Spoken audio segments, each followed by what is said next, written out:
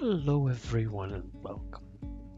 This time I am doing a little side project. It has already been shown almost completed on my Instagram page, but you can clearly see it here with the entire mechanism before the first coat of paint. And yes, it's supposed to be a miniature turntable. Don't worry, while you haven't missed much so far, it's just a old Turkish delight box, which I glued on top of an old mechanism from a child's toy, a choo-choo train that was rather slow, and I hoped that I could easily get it to spin slowly enough that it would be okay. And that's where the problems began, because as you saw previously, it wasn't slow enough. So what I had to do was improve it a bit and add a few resistances in order for the motor to keep turning slower. And this is me doing that, attaching and testing out the speed of the motor with several resistors. And this is my next attempt with seeing how slow it will turn with different resistances. Where did I get these? Well, I busted up more toys, found an old radio that I didn't use, took it apart, and found some different resistors. Now, this is a painstaking process for me, because I had to remember a lot of my high school electronics classes, and a lot of trial and error. In the end, it came down to something that I was not expecting, but it works, and I'm more than happy with how it came out. But I'm getting ahead of myself again.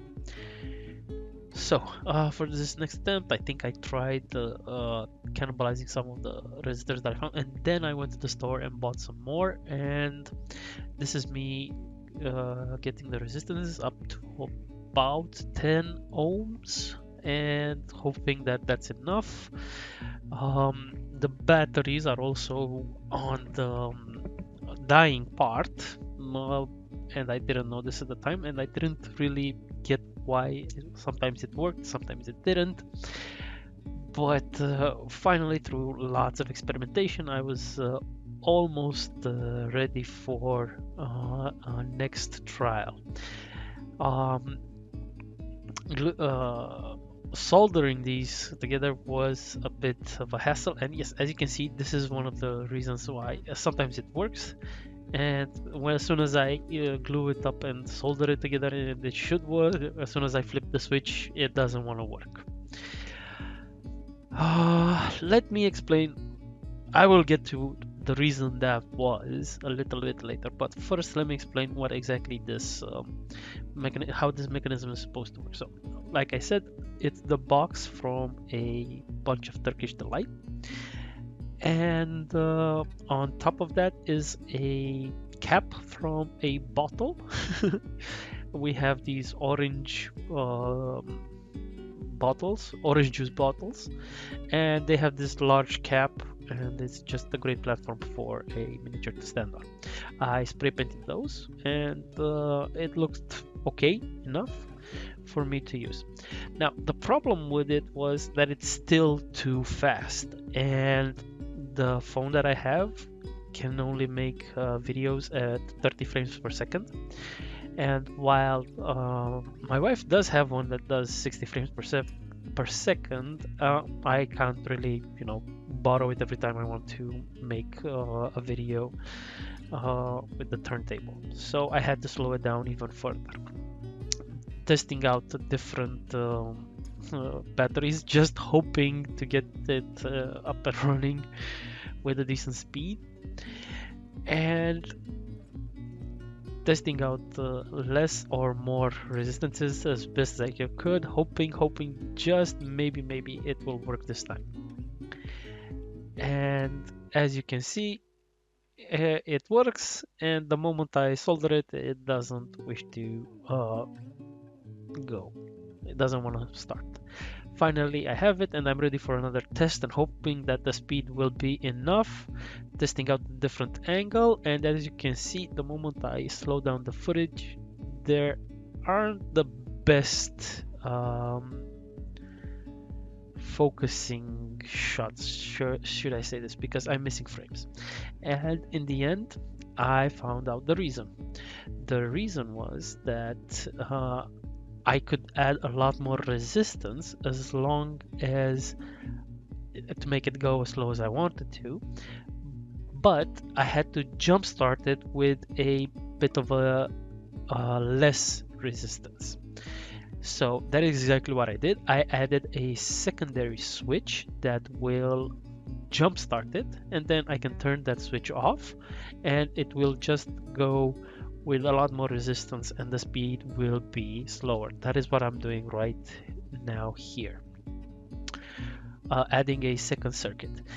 In the end, I decided to further cut the juice cap that I was using because it was snagging all over the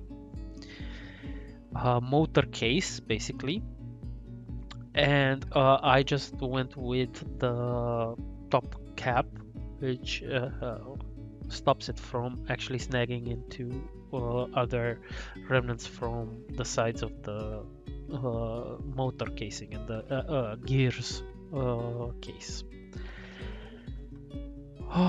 Finally doing the last solders, and I am ready for the final test run. And as you can see, it can start out fast and then slow down just enough so that it's perfectly visible. And now you can clearly see how slow it moves and how it works. Starting from the battery pack, which is another toy that I had. It was designed to be a modular thing that you could easily make different circuits. It's busted out of everything in that is why I used it. Then we go with the two leads into the switch and into the circuit, which the circuit houses the small and large resistances. From those resistances, we have two switches, one on the higher setting, one on the higher resistance, and one on the lower one. In order for the motor to start, if I just flip both switches, it will start very fast. If I flip only the mains, it will not start because the resistance is too large. So I have to flip the other one, which goes into the lower resistance. It boots up the engine, and then I turn that one off and it goes really slowly. That is how I designed it. I'm not very sure you can clearly see it, but it's not rocket science, and I really don't know how to do graphics right now to explain how the circuit works. With a basic understanding of high school electronics, you can do this easily. Also, I have added the part that I cut from the cap. I glued onto the base so that the gears are not as easily visible while filming. Final step was to give it another coat of paint, because during all the additional work that I had to do, some of the paint chipped. Final shots right after I show you the finished product with another coat of paint. Hope you enjoyed and look forward to seeing it in the next miniature videos.